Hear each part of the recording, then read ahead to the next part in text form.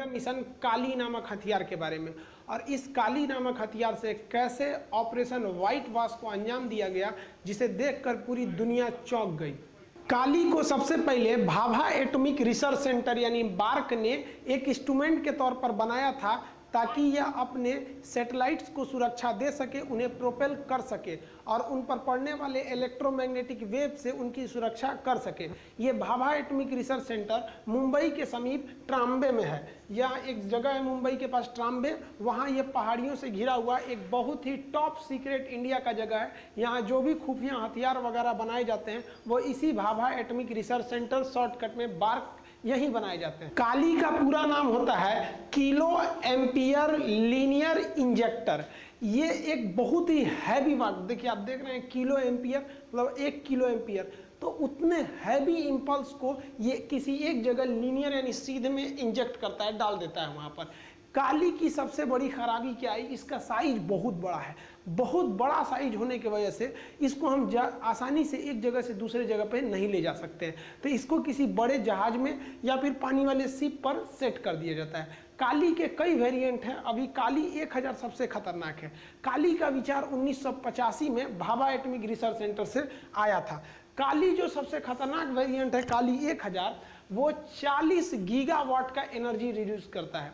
अब 40 गीगावाट समझिए, भारत का सबसे ज़्यादा आबादी वाला राज्य उत्तर प्रदेश है। इसको बिजली की खपत सबसे ज़्यादा ज़रूरत है, क्योंकि ज़्यादा लोग रहेंगे ज़्यादा बिजली लगेगी। तो उत्तर प्रदेश को भी 40 गीगावाट बिजली की जरूरत नहीं है, पूरे उत्तर प्रदेश को। सोचिए, ये एक राज्य को चला सकता है, इतना भयानक इसमें बिजली होता है। 40 गीगावाट को इतना भयानक ये बिजली देता है। तो आप कहिएगा जो सर तब क्या जरूरत है बिजली घर लगाने का, कालिए को लगाइए ना, बिजली की जरूरत है पूरी हो जाएगी, कोई दिक्कत नहीं होगा बिजली का।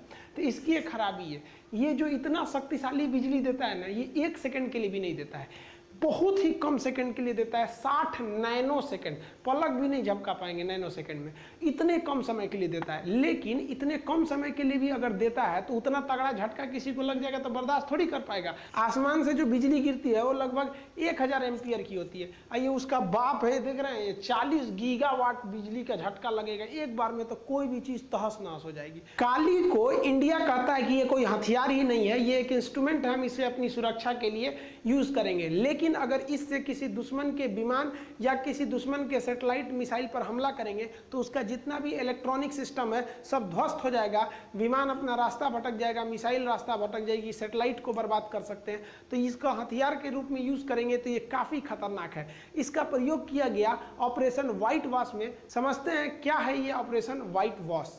सियाचिन ग्लेशियर स्ट्रेटेजिक रूप से काफ़ी महत्वपूर्ण जगह है।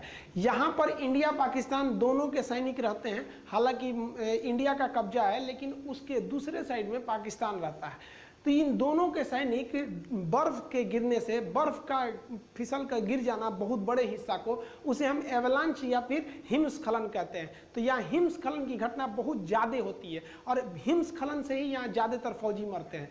तो यहाँ पर रॉ के खुफिया एजेंट के दिमाग में एक आइडिया आया कि जब बर्फ को इतना तेजी से नीचे खिसकता है, ये एवलांच होते हैं, तो अगर हम लोग खुद से एवलांच ला दें तो हथियार चलाने की ज़रूरत ही नहीं है। तो रॉ और DRDO ने मिलकर काली को यहाँ पर अटैक करने का प्लान बनाया। लेकिन काली में सबसे बड़ी खराबी क्या है, काली का साइज इतना भयानक है कि उसको इतना ऊपर चढ़ाना मुश्किल हो जाएगा। दूसरा, काली जब भी चलती है तो इतना ज़्यादा हीट प्रोड्यूस करती है कि जहाँ रख के आप काली को इंजेक्ट करिएगा, जैसे मान लीजिए यहाँ से हमको इस पर इंजेक्ट करना है ताकि ये वाला बर्फ इतना टूट कर नीचे गिर जाए, तो यहाँ इतना हीट प्रोड्यूस कर देगा ये काली कि ये वाला हिस्सा भी गल जाएगा। तो उसको भी ले जाएंगे तो आप भी लेके चले जाएंगे। दूसरा, इसको चलाने के लिए इलेक्ट्रिसिटी भी बहुत ज़्यादा चाहिए।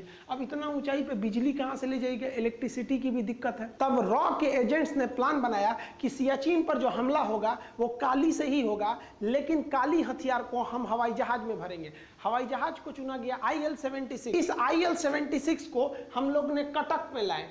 कटक में ले आकर इसमें लोड किया गया काली नामक हथियार को। अब इस काली को यहाँ हथियार को तो लोड कर दिया गया, जानबूझ के कटक में लोड किया गया कि किसी का ध्यान ना जाए कि हमको ऑपरेशन उधर करना है, ताकि ध्यान उधर से इधर भटकाया जा सके।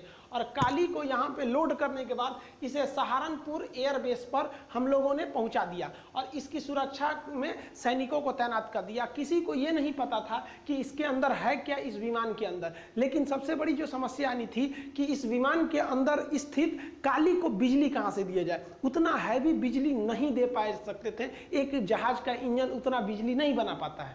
बिजली की समस्या दूर करने के लिए रॉ के एजेंट्स ने दिमाग लगाया कि अगर हम विमान का इंजन खोल लेते हैं तो विमान का इंजन बहुत ही बड़ी मात्रा में बिजली पैदा करता है और इस बिजली को हम कैपेसिटर और ट्रांसफार्मर की मदद से हाई वोल्टेज को बना सकते हैं।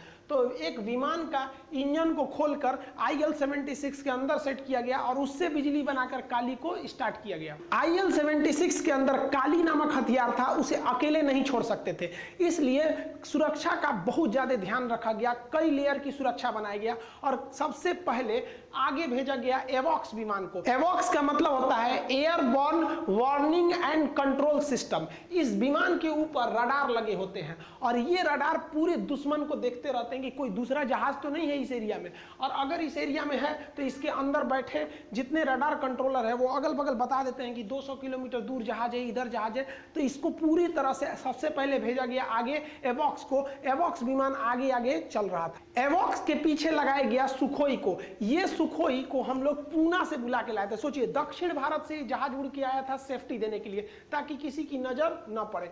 सुखोई विमान की खासियत है ये इंटरसेप्टर है, दूसरे जहाज को बहुत तेजी से दौड़ा के मारता है। तो जैसे एवॉक्स किसी विमान को देखेगा उसे इंटरसेप्ट करने के लिए सुखोई को लगाया गया। मान लीजिए कि सुखोई किसी जहाज का पीछा करने के लिए चला गया, तो इस काली को ढो रहे IL-76 की रक्षा कौन करेगा? तो इसके पास रहकर इसकी रक्षा करने के लिए मिराज 2000 नामक जहाजों को तैनात किया गया। क्योंकि कोई भी जहाज कश्मीर से उड़ान नहीं भरा था ताकि दुश्मनों की नजर न पड़े, सभी के सभी जहाज हिंदुस्तान के अलग अलग कोना से उड़े थे। अतः एक समस्या यह भी थी कि उड़ान भरने के बाद आधे रास्ते में इनका फ्यूल में कमी आएगी, फ्यूल खत्म होने लगेगा। क्योंकि जब भी आप दुश्मन के एरिया के करीब रहते हैं तो कोशिश करना चाहिए आपके पास मैक्सिमम फ्यूल हो ताकि आप किसी भी विषम परिस्थिति में भाग के आ सके। फ्यूल को दिक्कत को दूर करने के लिए मिड एयर रिफ्यूलिंग के लिए एक व्यवस्था किया गया। IL-76 विमान का एक एयर रिफ्यूलर विमान है। इस विमान से हवा में ही कश्मीर में घुसने से पहले ही सारे जहाजों में फ्यूल को पूरी तरह से भरकर जहाजों को रेडी कर लिया गया। इस प्रकार सबसे आगे चल रहा था एवॉक्स। एवॉक्स के पीछे था आपका जो IL-70। देखिए दोनों विमान IL-70 है, ये एवॉक्स में कन्वर्ट कर दिया गया था इसको लोड ढोने के लिए। अब इनकी सुरक्षा के लिए लगे थे आपके सुखोई जहाज लगे थे, मिराज जहाज लगे थे और रिफ्यूलिंग की भी व्यवस्था की गई थी। IL-76 के आगे निकलने के बाद उसकी सेफ्टी देते हुए सभी विमान लाइन अप होकर एक साथ गुप्त मिशन के लिए निकल चुके थे। यहां तक कि इस विमान के पायलट सबको भी नहीं पता था कि हमें जाना कहाँ है। सियाचिन की पहाड़ियों से उड़ते हुए ये जब आगे पहुंचे तो उसके बाद अगला काम IL-76 में रखा हुआ काली ने पूरा कर दिया। लेकिन इन विमान के चालकों को यह भी नहीं पता था, इतना सीक्रेट था कि ऊपर से इसरो के सैटेलाइट भी उन पर नजर जमाए हुए हैं। इसरो के सैटेलाइट वहां पर सियाचिन के पास मिनटों मिनटों की खबर ले रहे थे कि वहां पाकिस्तानी सैनिक क्या कर रहे हैं, क्या नहीं कर रहे हैं, हिमस्खलन, बर्फ की मोटाई कितनी जमी है, क्योंकि रात भर में बर्फ और ज्यादा जम जाता है। इन जहाजों के कैप्टन में किसी को नहीं पता था कि हमें हमला कहां करना है, केवल पता था कि IL-76 के पायलट को और उसके अंदर ऑपरेट कर रहे काली को। काली जो था पहुंच गया 7 अप्रैल 2012 को। ये कटक से लोड हुआ था और सहारनपुर में ये इंतजार कर रहा था। यहां से ये चल दिया सियाचिन के लिए। ये 4 बजे यहां से उड़ान भरा था, एकदम आराम से धीमी गति से आगे बढ़ता हुआ, और ये 5:40 पर सियाचिन ग्लेशियर पर गया और वहां पर इसने काली से इंजेक्ट करना चालू किया लेजर बीम्स को। वो हाई इंपल्स के बीम को वहां पर इंजेक्ट करना चालू किया। इसके इंजेक्ट करने से हाई बीम के क्षमता से वहां एक हैवी एवलांच, एक बहुत बड़ा हिमस्खलन, एक बहुत बड़ा बर्फ का चट्टान जो था वो नीचे से खिसक गया और वो नीचे गिरने लगा। इसके गिरने की रफ्तार 300 किलोमीटर प्रति घंटा थी। बुलेट ट्रेन की रफ्तार से ये बर्फ गिर रहा था।